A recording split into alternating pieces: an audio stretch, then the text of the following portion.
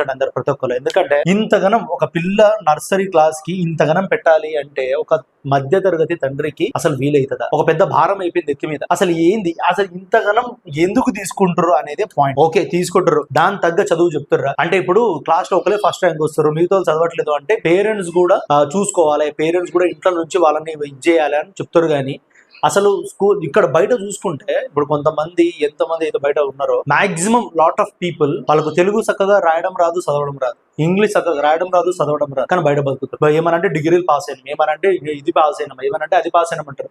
కానీ Telugu language just ఒక single word రాస్తాం కానీ రాయడానికి కానీ చదవడానికి కానీ రాదు. అంటే అప్పుడు స్కూల్ కానీ కాలేజెస్ కానీ ఏం చేస్తారు అంటే వీళ్ళకి ఏమైనా చదువు చెప్తారా, లేకపోతే ఒట్టి జస్ట్ ఫీజులు తీసుకుని చదివితే చదవని లేకపోతే లేదు అన్నట్టు కూర్చుంటారు. ఇది చెప్పండి ఇప్పుడు మళ్ళీ. ఇప్పుడు ఎందుకంటే ఓకే వాడు పాస్ అవ్వకపోయినా కానీ వానకంటూ minimum knowledge of reading and writing అనేది రావాలి కదా, అది కూడా లేదు. బయట ఇప్పుడు ఇంటర్మీడియట్ చూసుకున్నా, డిగ్రీ చూసుకున్నా